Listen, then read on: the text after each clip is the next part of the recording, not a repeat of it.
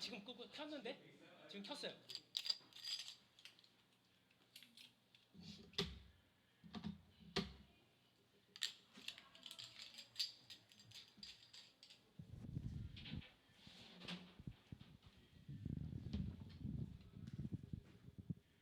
사랑 많으신 전지전능하신 하나님 아버지, 오늘 또 영암교회 복을 주심으로 말미암아 영암 학당을 시작할 수 있도록 함께 하시니 너무나도 감사드립니다.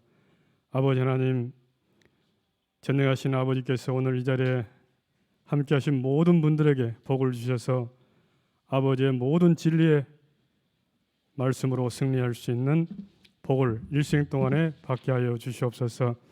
이 나라 이 민족 지켜주시고 특별히 영암교회 사랑하여 주시고 한국교회와 남북한 통일시대의 교회도 아버지의 권능의 손으로 함께 해주셔서 세계 민족 복음을 위해서 앞장서는 귀한 모든 교회들 될 수 있도록 특별히 예비하여 주시고 주장하여 주시옵소서.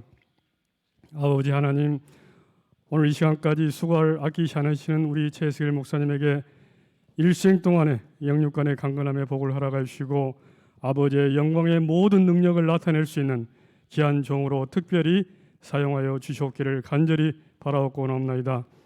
아버지 하나님, 오늘 이 자리에 참석하신 모든 분들 아버지의 능력의 권능의 손으로 보호해 주셔서 아버지의 나라에 대한 소망을 일생 동안에 품고 아버지께 주시는 모든 복으로 승리할 수 있도록 함께해 주시고 또 이 자리를 위해서 참으로 숨겨진 곳에서 모든 봉사를 아끼지 않으신 모든 분들 아버지께서 다 아신 줄 믿습니다. 그 모든 일의 범사에 형통의 복으로 함께 하시옵기를 간절히 바라옵고나오며 우리 주 예수 그리스도 이름 의지함으로 간절히 기도드립니다. 아멘.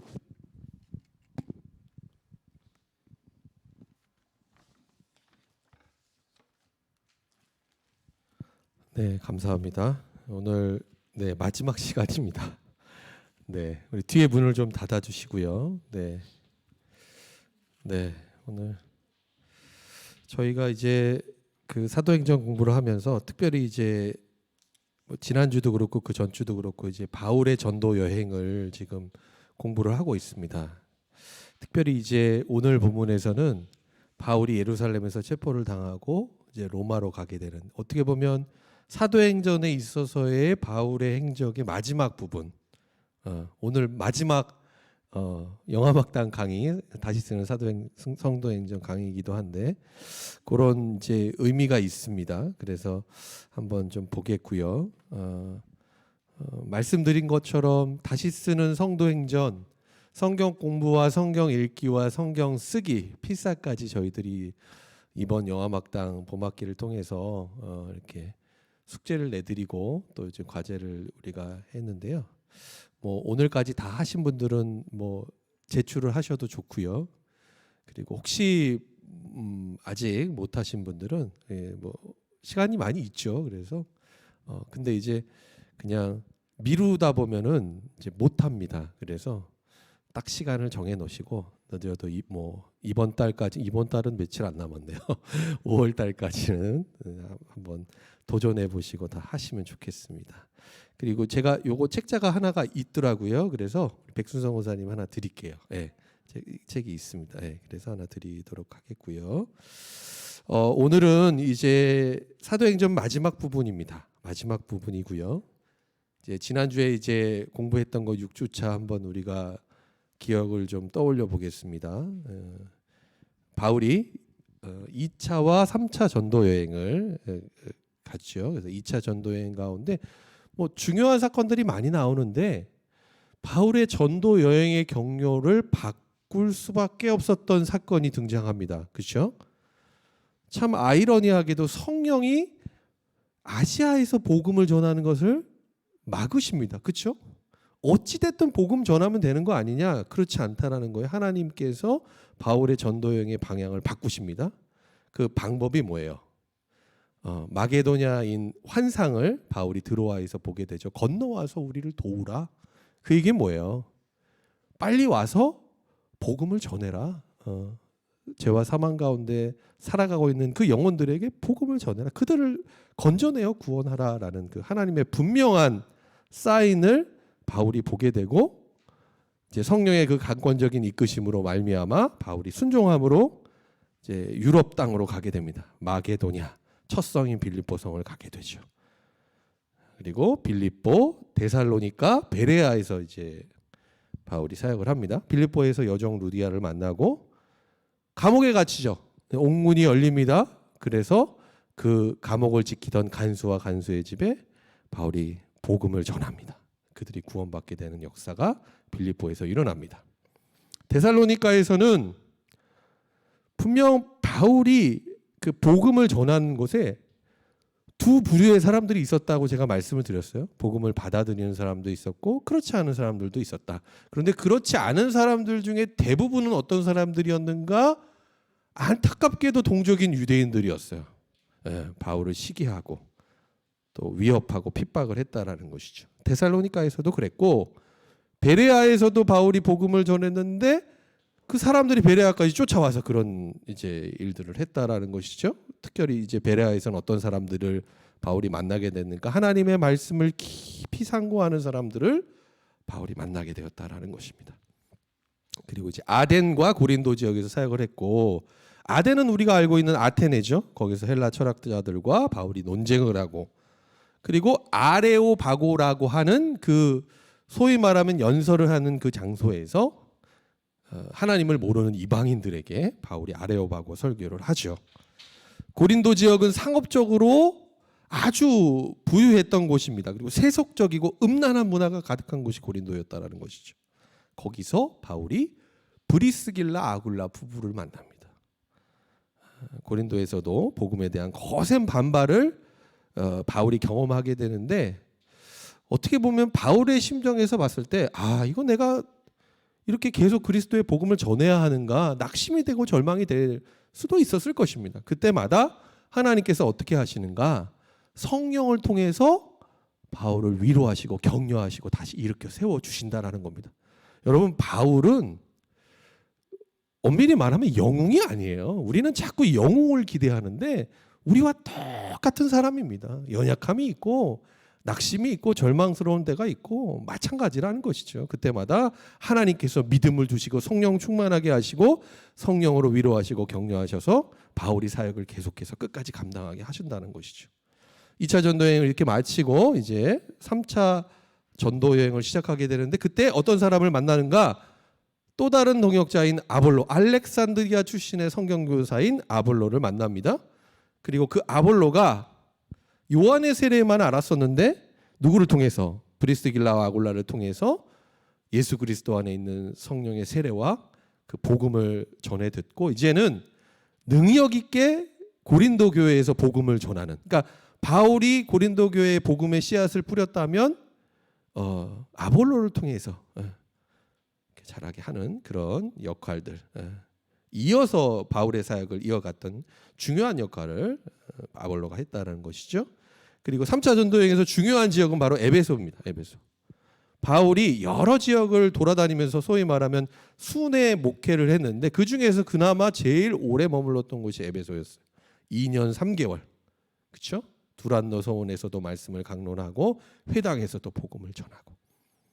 가장 오랫동안 집중해서 했던 일은 무엇이었는가? 말씀을 가르치고 제자들을 양육하고 훈련하는 일이었다. 바울이 그렇게 했죠. 그리고 에베소에서도 바울이 여러 가지 기적들을 행합니다. 여러 가지 일들이 벌어져요. 그래서 그 사건들을 보고 에베소 사람, 에베소에는 뭐가 있었냐면 아데미 신전이 있었어요. 아데미 여신을 섬기는 신전이 있었고 그 신전 그 신상들을 만들어 파는 그 경제 활동이 너무 많이 일어나던 곳이 그 뭐 신전 숭배의 메카와 같은 곳이 바로 에베소였는데 그 바울의 기적과 여러 가지 일어나는 것들을 보고 에베소 사람들이 그 주술책들을 가지고 나와서 불사르는 일이 벌어지죠. 그러니까 한마디로 신전 문화가 주류를 이루었던 에베소의 상황에서 볼 때는 바울이 복음을 전한 이후의 상황이 너무나도 충격적이고 너무나도 놀라운 변화가 아닐 수 없었다는 것입니다. 그리고 얼마 지난 후에 이제 밀레도라는 곳에서 바울이 가장 오랫동안 사역했던 그 에베소 교회의 장로들을 초청해서 설교를 합니다. 이게 우리가 잘 알고 있는 밀레도 고별 설교죠. 믿음으로 격려하고 또 자신의 사명에 대해서 다시 한번 결단하고 또 그들을 위로하고 격려하는 그런 설교를 하게 됩니다. 그리고 3차 전도 여행을 마치고 이제 예루살렘으로 바울이 가게 됩니다. 이제 사도행전 9장 보시면 진짜 이제 마지막 부분입니다. 마지막 부분. 로마행, 예루살렘에서 체포되고 로마행이 됩니다. 그래서 여기 보시면 이제 지도를 보시면 예루살렘으로 가서 예루살렘에서 벌어지는 일들, 그리고 예루살렘 가이사랴 이 배를 타고 이제 어디를 향해 가는가? 결국에는 이제 로마를 향해 바울이 가고 있는 것입니다. 제가 전에 나누어드린 그 지도 한번 잘 참고하시면 좋겠습니다. 오늘 본문으로 좀 들어가 보겠습니다. 바울이 3차 전도 여행을 마치고 예루살렘에 왔습니다. 그래서 어떤 일을 했는가? 예루살렘에는 야고보를 비롯한 예루살렘 교회의 지도자들이 있었습니다. 그들에게 뭐를 이제 소위 말하면 이제 선교 보고를 한 거예요. 내가 아시아와 유럽 이런 지역을 가서 우리가 이렇게 복음을 전했는데 이방인들이 그리스도의 복음을 듣고 구원받는 역사가, 놀라운 역사가 이렇게 일어났습니다. 그런데 순탄하지만은 않았습니다. 고난도 있었고 환난도 있었고 핍박도 있었는데 하나님께서 인도하셔서 이와 같이 복음 사역들을 감당했습니다라는 그 선교 보고를 합니다. 그리고 그들의 안부를 묻고, 그리고 사도행전 오늘 본문에는 나와 있지는 않지만 그 바울 서신이라든지 이제 바울의 어떤 행적들을 우리가 생각해 볼 때 이제 바울이 그냥 온 게 아니에요. 이제 교회들을 많이 세웠잖아요. 여러 교회들을 많이 세웠잖아요. 그 흩어진 교회로부터 헌금을 가지고 와서 예루살렘 교회가 어려움 가운데 있는 예루살렘 교회에 전달하고 또 같이 물질적으로 재정적으로 도왔다라는 것입니다. 그런데 이제 예루살렘에서 어떤 일이 벌어졌는가? 이제 유대 절기를 지키기 위해서, 그러니까 유대인들은 절기가 되면 다 흩어져 있던 디아스포라 유대인들이 어디로 올까요? 예루살렘으로 옵니다. 절기를 지키기 위해서. 근데 그 예루살렘으로 온 유대인들이 바울을 보고서 저 사람이 저 바울이야. 소동을 또 일으킵니다. 두 가지 제목을 바울에게 뒤집어 씌우는데 뭘까요? 율법을 비방했다라는 것. 또 하나는 뭐야? 성전을 저 바울이라는 사람이 모독했다. 예를 들면 에베소의 이방인 헬라인을 데리고 성전으로 데리고 들어갔다 바울이. 성전을 모독했다라는 것입니다. 그래서 이제 소동이 일어나게 되면 이제 오늘날과 같으면 누가 출동해요? 경찰이 출동하잖아요. 당시에는 누가 출동했을까? 로마 군대에서 이제 소동을 진압하기 위해서 로마 군대가 이제 온 거지요. 그래서 당시에 그 천부장 로마 군 사령관인 글라우디오 루시오에 의해서 바울이 체포를 당하게 됩니다. 근데 유대인들은 끝까지 저 바울을 죽여야 됩니다라고 주장을 하고 있는데, 우리는 이제 로마 군대에 체포를 당했으니까 바울의 입장에서는 어떡하나, 바울이 체포를 당했네, 걱정스러운 일이죠. 그런데 그 유대인들의 빗발치는 바울을 죽이고자 하는 그 위협 속에서 어떻게 보면 하나님께서 이 로마 군대라고 하는 그 소위 말하면 보호막을 쳐주신 거예요. 안전하게 지켜주신 거예요. 그래서 어떻게 보면 죽음의 길을 모면하게 된 그런 상황에 놓이게 되었다라는 것이죠. 그러면서 이제 바울이 체포가 됐잖아요. 그 천부장에게 나는 죄가 없습니다. 내가 붙잡힐 죄가 없습니다라고 하는 해명할 기회를 얻습니다. 그래서 그 해명할 기회를 얻고 바울이 이제 자신의 그 소위 말하면 해명을 하는데 누구 앞에서 해명을 했는가? 예루살렘에 모여 있는 유대인 동족들 앞에서 그 연설을 하게 됩니다. 히브리 말로. 그 연설이 바로 22장 1절부터 30절까지 나오는 바울의 1차 회심 간증 설교입니다. 간증이라는 건 뭐예요? 여러분들도 간증해 보셨죠? 간증은 뭐예요? 내가 어떻게 예수님을 만나게 됐는지, 예수님 만나기 이전과 예수님 만난 이후가 어떻게 변화되었는지, 그거를 어떻게 보면 자기의 입술로 삶을 돌아보면서 이제 선포하고 고백하는 거잖아요. 바울이 그거 했다는 거예요. 그러니까 내가 죄가 없다라는 것을 해명한 것이 아니라 어떻게 보면 유대 동족들에게 내가 예수님 어떻게 만났는지, 나는 원래 어떤 사람이었어. 바울이 어떤 사람이었어요? 그리스도인들을 핍박하는 사람이었잖아요. 그런데 다메섹 도상에서 내가 부활하신 주님을 만나서 회심하게 됐다. 그리고 예수 그리스도의 복음을 전파하는 사명을 내가 받았고 그 증거하는 삶을 살았다라는 그 본인이 회심한 내용에 대한 간증 설교를 그 동족인 유대인들에게 했다라는 것입니다. 또 그 가운데 그 간증의 내용 가운데 성전에서 기도하는 중에 환상 중에 들었던 말씀을 이제 바울이 떠올리면서 언급을 하는데 뭐냐면 다른 거 아니었어요. 하나님께서 자신을 이방인을 위한 전도자로 세우셨다라는 것. 그리고 나를 그렇게 보내셨다라는 것을 바울이 지금 그 동족인 예루살렘에 모여 있는 사람들에게 전하고 있는 겁니다. 근데 바울의 이와 같은 해명을 듣고 난 후에 유대인들의 반응이 어땠는가? 감동을 받았으면 좋겠지만 그렇지 않았어요. 야, 저거 진짜 죽여야 되겠다. 안 되겠다. 저거 살려둬서는 안 되겠다. 분개합니다. 큰 소동이 일어나자 결국 이 천부장이 어떻게 해요? 또 소동이 일어나니까 이제 로마 군대 안에 있는 영내로 이제 바울을 데리고 간 겁니다. 그러면서 유대인들이 하도 자꾸 빗발치게 그렇게 청원을 하니까 채찍질을 해서 신문하도록 명령을 내립니다. 근데 그때 이제 바울이 한 가지 히든 카드를 제시한 거예요. 당신이 내가 죄가 없는데 정당한 절차와 방법을 하지 않고 이렇게 나를 채찍질하고 신문하는 것, 그건 불법한 일입니다. 그걸 얘기하는 거예요. 나는 로마 시민권을 가진 사람이다라는 것을 바울이 어쩌면 그 위기 상황 가운데에서 하나님이 주신 지혜로 잘 대처한 일이라고 할 수 있을 것입니다. 그렇게 해서 이제 바울이 공식적인 절차를 거쳐서 이제 그 영내에서 이제 어디에 서게 되는가? 그 예루살렘에 있는 사내들인 공회 앞에 바울이 서게 됩니다. 그러니까 사내들인 공회라는 것은 재판정이죠, 재판정. 뭐 종교 재판이라고 할 수 있는데 유대 사회라는 것은 종교와 정치가 같이 결합되어져 있는 것이기 때문에 일종의 그런 재판이 이제 바울을 놓고 이제 열리게 된 겁니다. 근데 이렇게 보면은 그러니까 바울 쪽에 있는 편에 있는 사람은 없어요. 보통 우리가 재판이 열리면 변호사가 있고 검사가 있고 판사가 있잖아요. 근데 바울의 무죄함을 정당함을 변호해 줄 사람은 없어요. 다 이쪽 편에 쏠려 있는 유대인들 일방적으로 지금. 그리고 그 가운데 이제 등장했던 사람이 이제 대제사장 아나니아라는 사람입니다. 아나니아. 사도행전은 아나니아가 3명 나오죠, 그렇죠? 그 하나님의 그게 드린 제물을 취해서 죽은 사람이 있고 또 바울을 이렇게 데리고 와서 또 그에게 안수기도 하고 다메섹 회심 사건에서 나왔던 아나니아가 있고 이 아나니아라는 사람은 대제사장 아나니아입니다.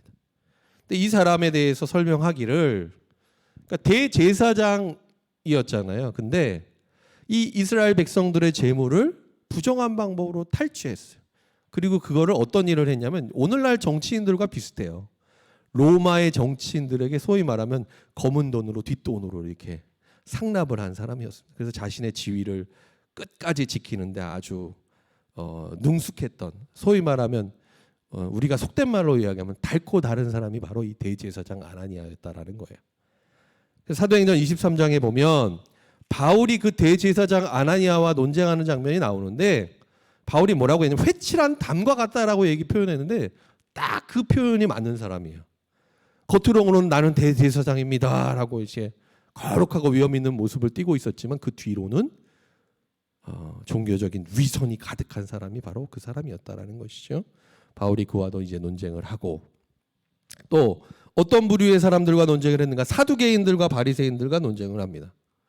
유대인들 가운데는 여러 종류의 사람들이 있었어요. 그 중에 이제 2부류의 사람들이 있었는데 다 유대인이라고 같이 친한 건 아니에요. 2 사람들이 좀 갈등 관계, 적대적인 관계에 있었던 사람들이 있었는데 바로 그가 사두개인들과 바리새인들이었어요. 그러니까 어떤 측면에서 달랐는가 아마 다 아실 거예요. 사두개인들은 부활을 부정합니다. 부활이 없다라고 하는 사람들입니다. 예수님께서도 복음서에서 그런 언급이 나오죠. 부활이 없다라는 건 뭐예요? 철저하게 현실 중심적으로 사는 사람이 바로 사두개인이라는 거예요. 당연히 지금 로마의 식민지 가운데 있는 자신들 유대 민족들을 보고 친로마 정책을 에 대해서 지지했던 사람이 바로 사두개인들이었고, 이에 반해서 바리새인들은 어떤 사람들이었는가? 부활에 대해서 받아들입니다. 육신의 부활이 있다. 그리고 특별히 바리새인들은 어떤 사람들이었는가? 반 로마 유대 민족주의 노선에 섰던 사람들이 바리새인들입니다. 이게 바울이 이 사두개인들과 유대 그 바리새인들의 미묘한 이 적대 관계를 잘 활용을 해서 이제 논쟁을 합니다. 그런 내용들이 쭉 나옵니다. 그런데 이렇게 논쟁을 통해서 결국에는 더 큰 분쟁이 일어납니다. 그러자 이제 천부장이 어떻게 하는가? 다시 그 사내들인 공의회에서 세웠던 바울을 로마 영내로 다시 데리고 옵니다. 그리고 이제 문문에 보면 그날 밤에, 여기 23장 11절이죠. 그날 밤에 사내들인 공의에서 로마 영내로 들어온 그날 밤에 성령을 통해서 하나님의 구체적인 비전과 선교 명령을 바울이 듣게 됩니다. 11절 말씀인데요. 23장 11절 말씀 같이 함께 읽도록 하겠습니다. 그날 밤에 주께서 바울 곁에 서서 이르시되 담대하라. 내가 나의 일을 증언한 것 같이 로마에서도 증언하여야 하리라 하시니라. 로마로 가야 된다라는 것. 예루살렘에서 지금 뭐예요? 사내들인 공의회 앞에서도 바울이 복음을 전했고, 또 회심 간증 설교를 통해서 그곳에 모인 동족 유대인들에게 하나님의 말씀을 전했잖아요. 복음을 전했잖아요. 지금 체포된 사람, 감금된 사람의 입장에 있었음에도 불구하고 하나님께서 그의 입술을 통해서 복음을 전하게 하셨는데, 걱정하지 마라, 담대하라. 예루살렘에서 내가 복음을 증언한 것처럼 로마에서도 그렇게 하게 될 것이다 라는 하나님의 분명한 비전과 사인을 바울이 환상을 통해서 듣고 확인하게 되었다라는 것입니다. 하나님의 그 계획과 하나님의 뜻이 이와 같았다면 그것을 못하게 하고 방해하고자 하는 어둠의 세력들, 사단의 권세도 가만히 있지 않아요. 무슨 얘기인가? 소위 말하면 바울 한 사람을 죽이면 이 초대교회와 하나님의 이 복음 전파 선교에 있어서 막대한 어려움이 생기잖아요. 그래서 바울을 죽이고자 하는 음모가 물론 지금 이 상황 가운데 처음은 아니겠지만, 하루 이틀 있었던 것은 아니지만 더 고도로 전략화되고 은밀하게 준비되고 진행되는 것을 이제 보게 됩니다. 여기 보면 예루살렘에 있는 40명의 이제 결사대들이 모여진 거예요. 이게 무슨 얘기냐면, 이슬람 보면 이슬람 그 무장 세력들은 어떻게 해요? 그러니까 자해 공격을 하잖아요. 폭탄을 터뜨리고 자기는 사는 게 아니에요. 그러니까 결사대라는 얘기는 뭐냐면 나도 죽고 타겟인 목표물인 사람도 죽는 거예요. 그러니까 그런 철저하게 아주 그냥 그 바울을 죽이기 위해서 똘똘 뭉친 사람들이 40명의 결사대가 모였다라는 겁니다. 그리고 이제 유대인들이, 대제사장을 비롯한 유대인들이 바울을 죽이기 위해서 이런 이제 소위 말하면 음모를 꾸미고 이렇게 변명을 하는 거예요. 이 사건을, 바울과 관련된 사건을 내가 조금 더 자세하게 신문하기 위해서 바울을 사내들인 공의회로 다시 데리고 오라고 그렇게 요청을 합니다. 그러면 어떻게 해요? 바울을 데리고 오는 그 길에 40명의 결사대를 매복시켜 놓고, 영화 속에 한 장면 같잖아요. 그렇죠?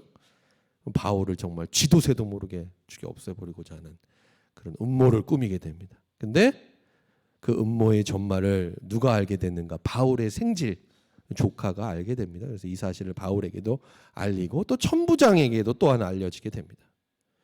근데 이제 천부장의 입장에서는 조심스러운 거예요. 왜냐? 바울이 로마 시민권자잖아요. 그리고 아무리 봐도 바울이 잘못한 게 없어요. 특별히 억울한 누명을 쓰고 있다라는 것이 다 어느 정도는 보편적으로 알고 있는 상황인 거예요. 그래서 천부장이 어떻게 합니까? 자신에게 내가 책임 안 지려고 다른 사람한테 이제 책임을 전가하는 거예요. 가이사랴. 그러니까 예루살렘하고 가까운 곳에 가이사랴가 있는데 당시에 그 로마 총독부, 그러니까 유대 지역을 다스리는 로마 총독부가 어디에 있었는가? 가이사랴에 있습니다. 그러니까 도시 행정 중심지가 바로 가이사랴였다는 것이죠. 가이사랴에 있는 당시의 유대 총독 벨릭스에게 편지를 보냅니다. 이러해서 내가 바울을 이송해서 보냅니다.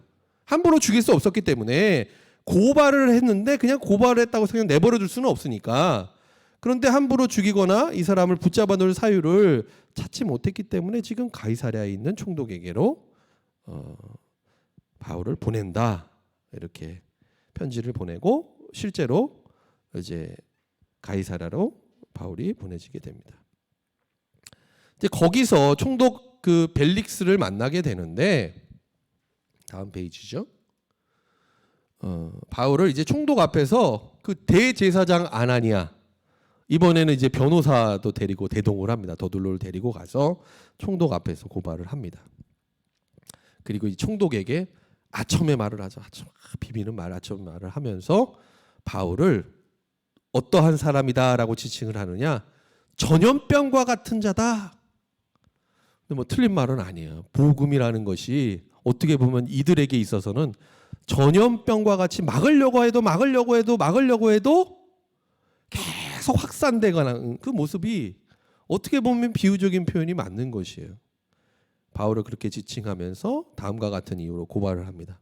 바울이 성전을 모독했다.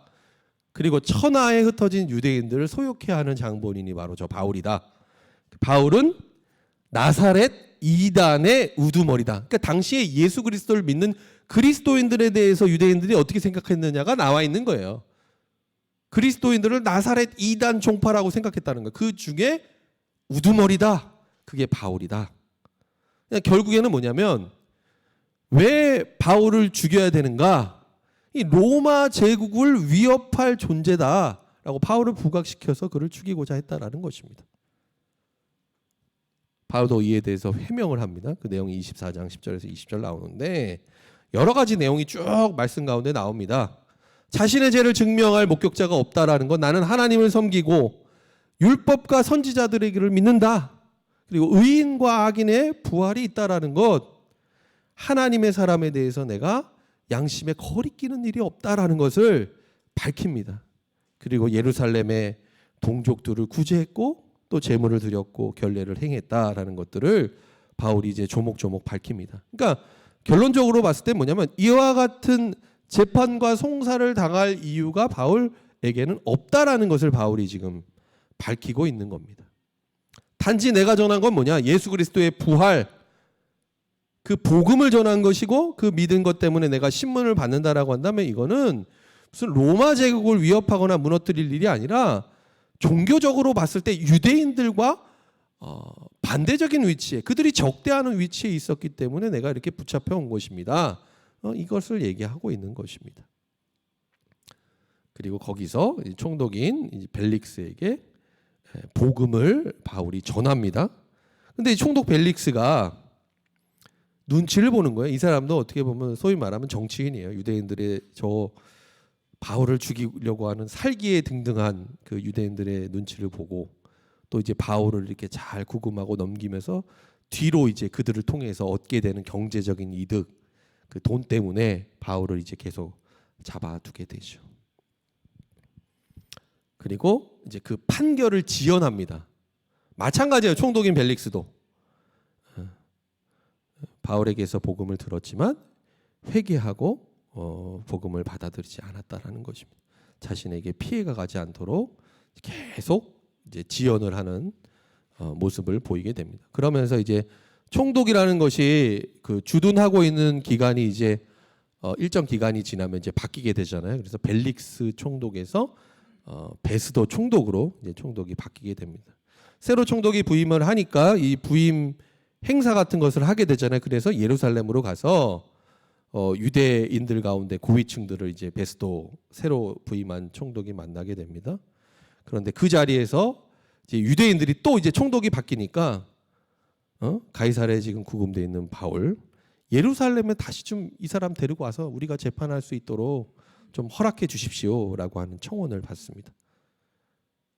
하지만 이것도 뭐 하나님의 은혜인 것 같아요. 총독 베스도 역시 그런 유대인들의 청을 거절을 하고 가이사랴에서 얘는 재판을 해야 된다. 바울은 계속 그러면서 총독 베스도도 이제 바울을 신문을 하게 됩니다. 근데 이제 총독 베스도에게 신문을 받을 때 바울이 사도행전 25장 10절 말씀에 보면 이런 말이 나오죠. 내가 가이사의 재판 자리 앞에 섰으니 마땅히 거기서 신문을 받을 것이다. 그러니까 내가 로마에 가서 가이사 곧 황제의 재판 자리 앞에 서서 신문을 받을 것이다. 그것을 밝히고 있는 겁니다. 그래서 이 총독 베스도가 이 신문 과정을 통해서 결국에는 어떻게 되는가? 이 바울을 로마로 보낼 것을, 바울이 그 상소한 것을 받아들이고 그를 보낼 것을 결정을 한다라는 것이죠. 총독만 만난 게 아니에요. 이 총독 베스도를 통해서 또 아그리빠 왕을 바울이 또 만나게 됩니다. 그러니까 소위 말하면 당시에 그 유대 팔레스타인 지역에 뭐 좀 고위층이라고 할 수 있는 사람들을 바울이 다 만나게 된 거예요. 마침 그때 새로 이제 총독이 부임을 하자 마찬가지예요. 그러니까 로마의 정책은 뭐였는가 하면 각 지역마다 자신의 식민지마다 소위 말하면 분봉 왕을 세웠다는 거예요. 분봉 왕을. 그러니까 예를 들어서 이전에 이제 복음서에 나온 헤롯도 분봉 왕이었고요. 오늘 본문에 나온 아그리빠 왕도 분봉 왕이었습니다. 그러니까 유대 북쪽 지역을 가지는 분봉 왕이 아그리빠였는데 새로 총독이 왔으니까 이제 아련하기 위해서 방문을 하게 되고 또 방문하는 그 과정 가운데 바울을 또 만나게 됩니다. 그래서 이제 총독 베스도가 소위 말하면 일을 크게 벌인 거예요.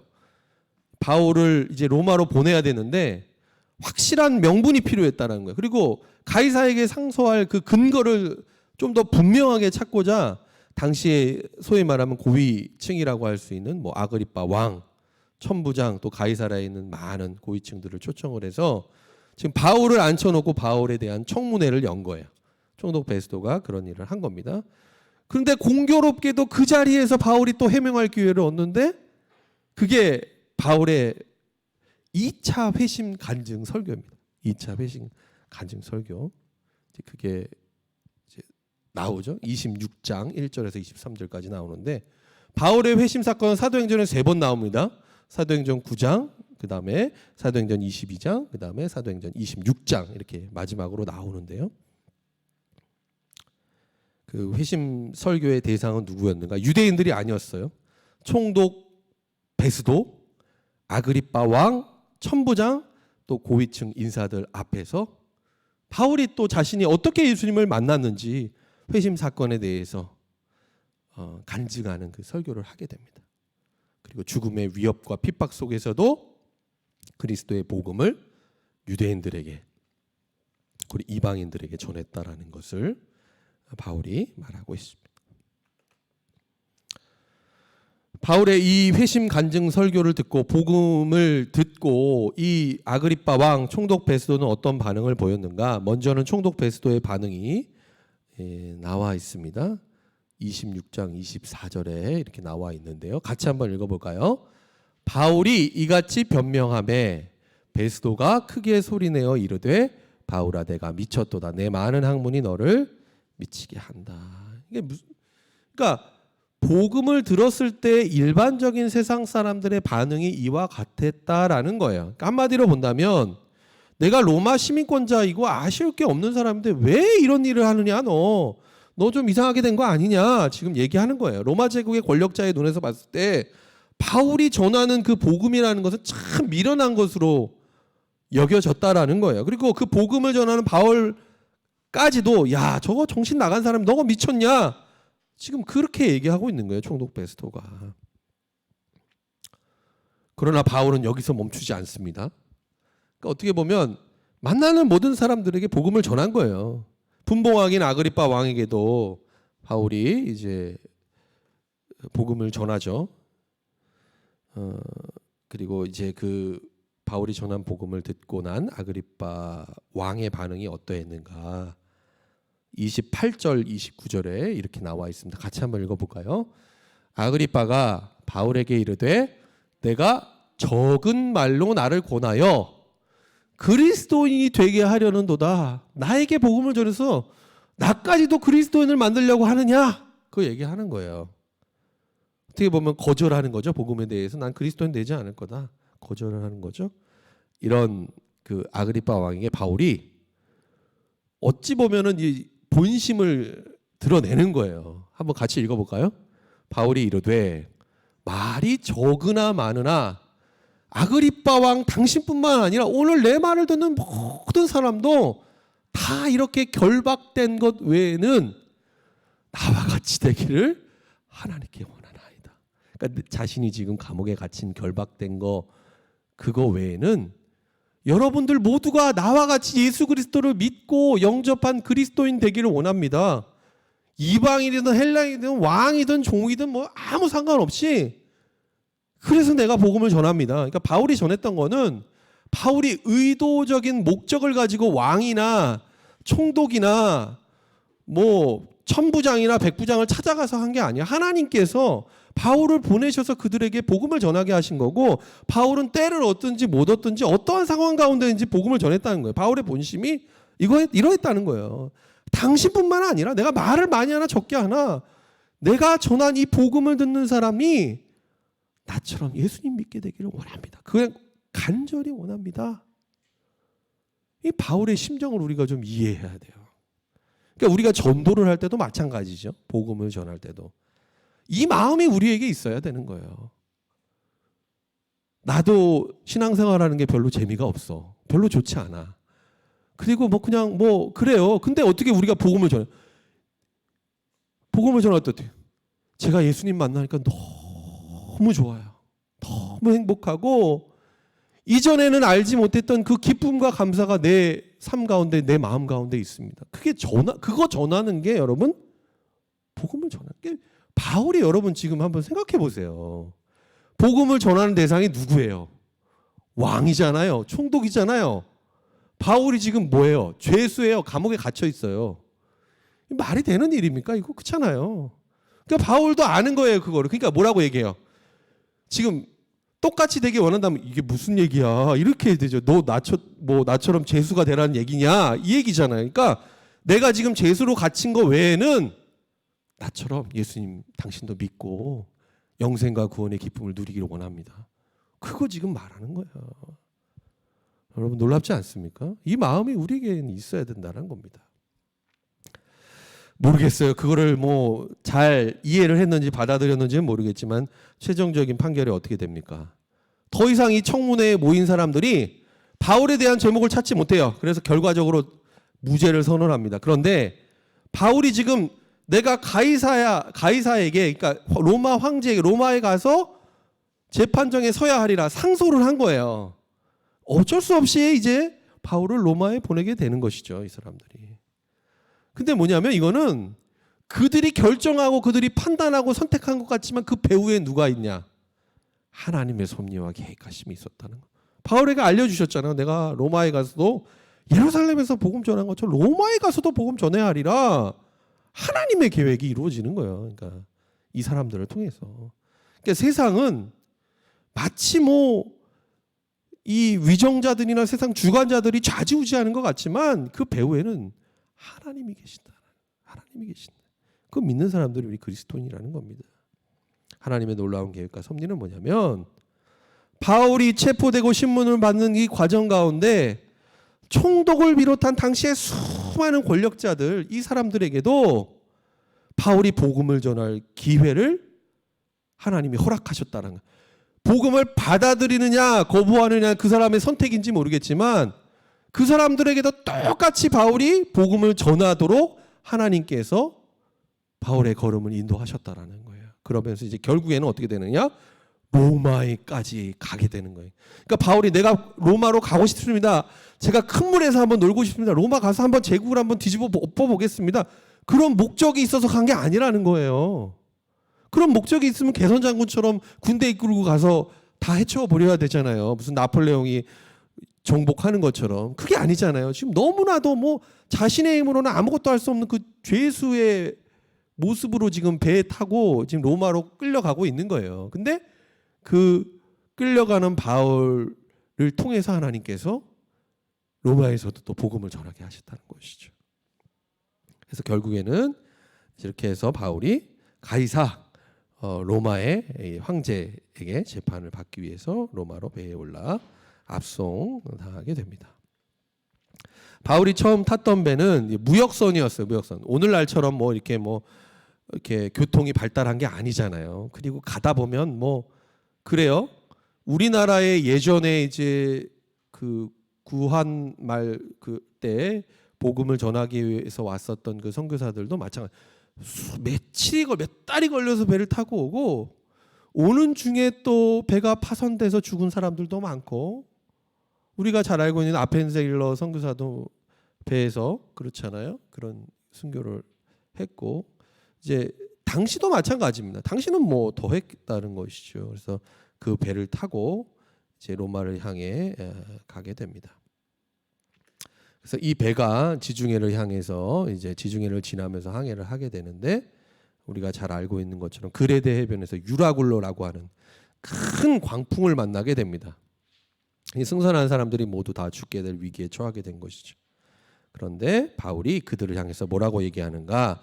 내가 하나님의 사자를 통해 이와 같은 말을 들었습니다라고 이 사람들을 안정시키고 위로하게 됩니다. 뭐냐면 내가 가이사 앞에 서야 될 분명한 이유가 있습니다. 그리고 하나님께서 나를 로마에 반드시 가게 하실 것입니다. 그 얘기는 뭐예요? 하나님께서 사람들을 뭐 바울을 비롯한 그 일행을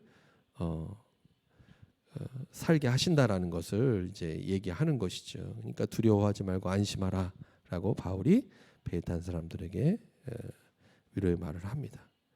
결국에는 이제 풍랑과 암초를 만나서 충돌을 해서 배는 난파하게 되고 이제 승선자들이 멜리데 섬이라는 곳에 상륙을 해서 구조를 됩니다. 이제 배가 난파가 됐고요.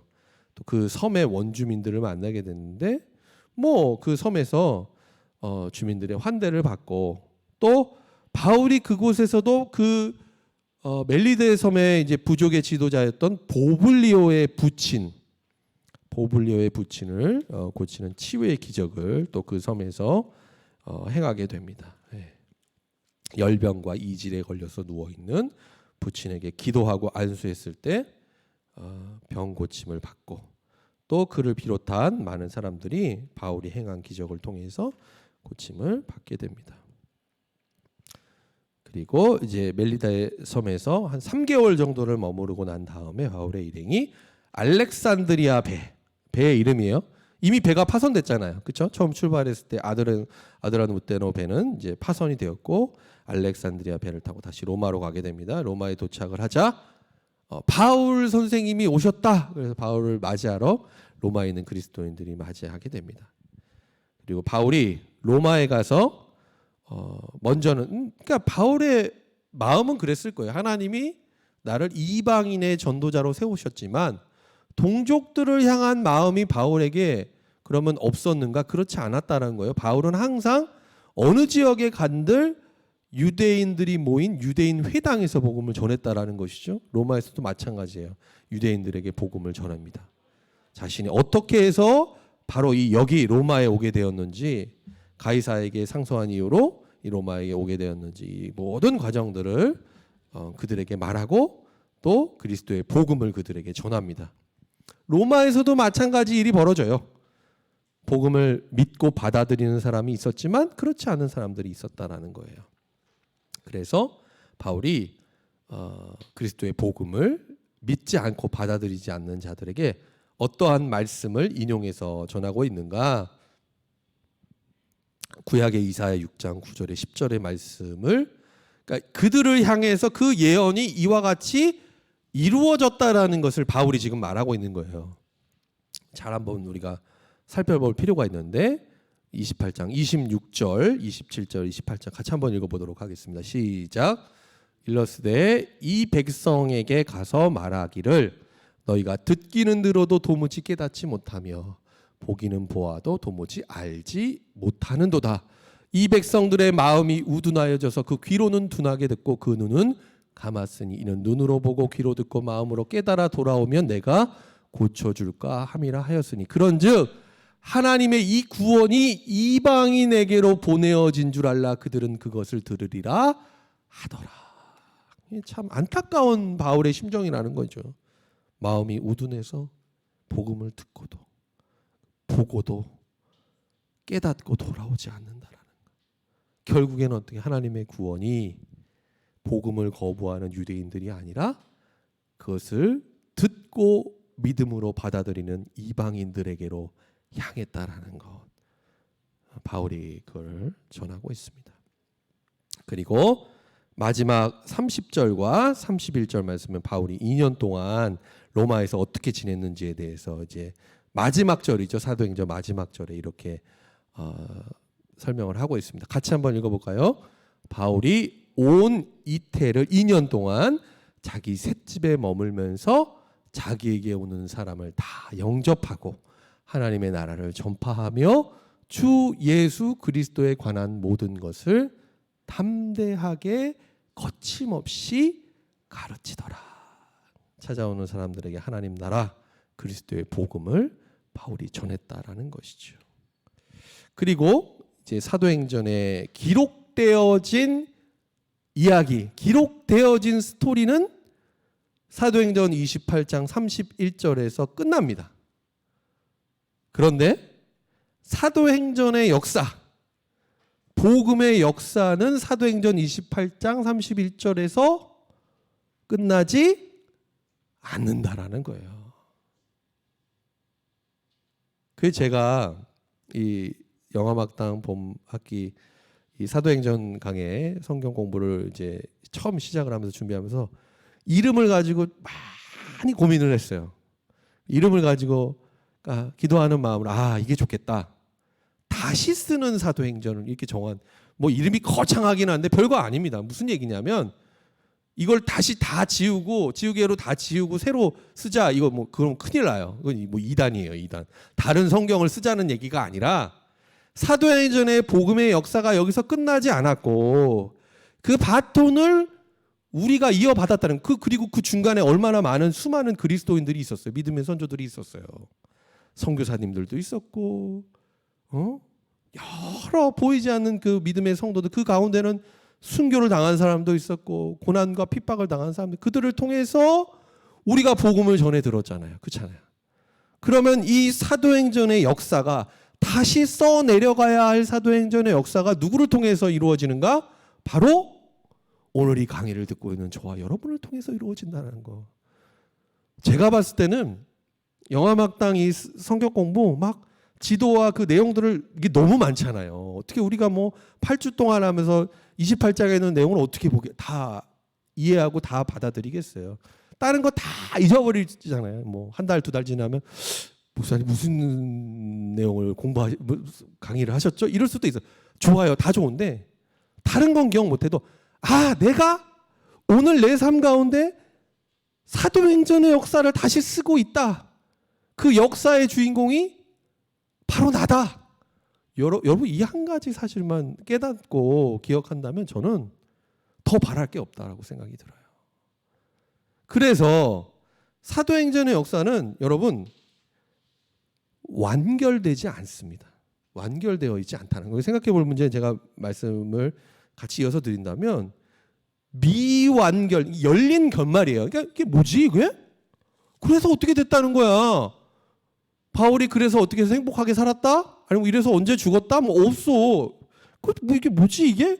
너무 허무하잖아요. 그러니까 보통은 뭐 위인전기나 뭐 역사의 기록들을 보면 확 그렇게 쓰잖아요. 업적을 막 남기고 비석도 놓고 뭐 대단한 거 하잖아요. 근데 엄밀히 말하면 성경적으로 봤을 때 여러분 성지순례를 가면 그 역사적인 흔적과 기록들이 많이 남아 있는데 한번 가셔서 보시면 알겠지만 다 뭐 베드로 무슨 교회, 뭐 사도 바울이 무슨 교회, 뭐 한 교회 있지만 다 뭐냐면 그냥 기념 교회예요. 추정되는 장소예요. 그 무슨 얘기냐면 우리는 거기서 그들의 신앙과 그들의 삶을 우리가 돌아보는 것 중요하지만 거기서 끝나지 않는다는 거예요. 오늘 우리가 그 역사를 써내려 간다는 얘기예요. 그 사람을 추앙하지 않는다는 거예요. 무슨 얘기인지 아시겠습니까? 초대교회 역사 그랬다는 거예요. 열린 결말로 끝났고 우리가 다시 그것을 성도행전을, 성도로서, 사도라는 것은 우리가 성도로서, 오늘을 살아가는 성도로서 그 성도행전을 써내려가야 할 사명이 우리에게 있다는 거 꼭 기억하실 수 있기를 바랍니다. 그리고 또 한 가지는 뭐냐면 사도행전 1장 8절에 말씀이 사도행전 28장을 통해서 이루어졌잖아요. 그런데 하나님께서는 복음이 전파되는 그 과정이 결코 쉽지 않았다라는 거예요. 오늘 본문에만 한정해놓고 본다면 바울이 얼마나 많은 어려움을 당합니까? 체포당하고 살해 음모를 당하고, 뭐 바울이 누굴 죽였어요? 뭘 그렇게 잘못했다고? 신문을 당하고 압송을 당하고 가다가 또 배에서 파선을 당하고 또 로마에 가서는 지금 셋집에 머물렀다지만 엄밀히 말하면 구금되어 있는 거야. 너 더 이상 로마에서 복음 전하지 마라 라고 구금되어 있는 그런 상황이에요. 그러니까 많은 어려움을 당했지만 그 어려움 가운데 있는 바울을 통해서 하나님께서 복음을 증거하게 하셨다라는 것. 그러니까 우리의 삶에도 마찬가지라는 거. 내가 복음을 전하는데 하나님이 잘 순탄하게 다 그렇게 길을 열어주실 때도 있지만 그렇지 않을 때가 더 많다. 세상에서는 아까 우리 총독이 얘기한 것처럼 정말 그런 비난과 비판을 받을 수 있고 우리가 결박당할 수 있고 어려움을 당할 수 있고 그래서 낙심하고 절망할 수 있지만 그럼에도 불구하고 바울에게 역사하셨던 것처럼 오늘 우리를 통해서도 하나님께서 우리의 삶을 통해 복음을 증거하게 하신다라는 것. 그것을 우리가 사도행전의 역사를 통해서 우리가 봤잖아요. 그러면 우리가 이제 그렇게 우리의 삶을 통해서 행하고 순종하며 나아가야 하는 것이 이제 저희의 몫이라는 겁니다. 그래서 오늘 이 어떻게 보면 이제 영화막당 8주간의 성경 공부를 마무리하면서 그 두 가지를 좀 한번 우리가 잘 기억할 수 있기를 바랍니다. 저도 이제 강의를 하면서 특별히 이제 봄학기를 하면서 여러 가지 어려움들이 있었잖아요. 중간에 뭐 아프기도 하고 막 이런 여러 가지 과정들을 통해서 오늘 이제 마무리를 하면서 제가 여러 가지 생각이 들었어요. 아, 저를 통해서 이 사도행전 또 강의를 하게 하신 것도 하나님의 은혜고 또 제가 너무 부족하지만 또 여러분들을 부족한 저를 통해서 하나님께서 깨닫게 하시는 그 복음의 메시지가 분명히 있었다라고 저는 믿습니다. 그래서 잘 기억하시고 이제는 우리가 성도 행전을 써 내려가야 할 타이밍입니다. 바로 그때. 여러분 나이가 많다고 해서 그거 중요한 거 아닙니다. 우리가 주님 앞에 서게 되는 날까지, 주님 우리 부르시는 날까지 그 사명을 향해 바울이 고백했던 것처럼 내가 달려갈 길가 주 예수께 받은 사명 마치려 하면 내 생명을 조금도 아끼지 않는다라는 그 고백이 저와 여러분의 고백이 될 수 있기를 간절히 바랍니다. 네, 오늘 마지막 강의 이렇게 마치도록 하겠습니다. 제가 기도하고 마치겠습니다. 하나님 아버지 감사합니다. 우리 영화막당 봄학기 사도행전 말씀 다시 쓰는 성도행전 하나님의 은혜 가운데 또 오늘에 이르기까지 잘 마치게 하신 것 감사를 드립니다. 하나님 말씀을 통해 깨닫게 하신 주님의 뜻 이제는 우리가 순종하며 하나님 우리의 삶 가운데 실천하기를 원합니다. 이전에 많은 그리스도인들 바울을 비롯한 사도들과 성도들이 써내려갔던 그 사도행전의 역사가 오늘 우리의 삶 가운데 펼쳐지고 하나님께서 우리를 통해 이루신다는 것을 분명히 기억하게 하여 주시고 우리가 우리의 삶 속에서 다시 써내려가야 할 성도행전을 믿음으로 담대히 써내려갈 수 있도록 주님 인도하여 주옵소서. 참여한 모든 분들 하나님 영육간의 강건함 허락하여 주시고 하나님 나라 갈 때까지 하나님 주신 사명 믿음으로 충성되게 잘 감당하는 우리 모두가 될 수 있도록 은혜 내려 주옵소서. 모든 영광 주님께 올려드리며 예수님의 이름으로 기도드립니다. 아멘. 네, 수고 많이 하셨습니다. 네, 봄학기 영화막당 마치도록 하겠습니다. 감사합니다.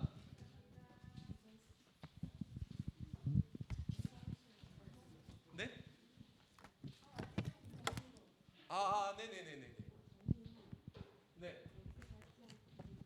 네, 혹시 필사를 다 하신 분, 뭐 이렇게 제출하실 수 있는 분은 저를 좀 주세요. 그래서 저도 얼마나 잘 하셨는지 좀 한번 확인을 하고. 뭐 제가 거기 보통 이제 아이들도 일기 쓰며 밑에 선생님들이 코멘트 하잖아요. 그래서 제가 좀 칭찬과 격려의 메시지를 좀 제가 친필로 좀 적어서 좀 다시 해서 돌려드리겠습니다. 예.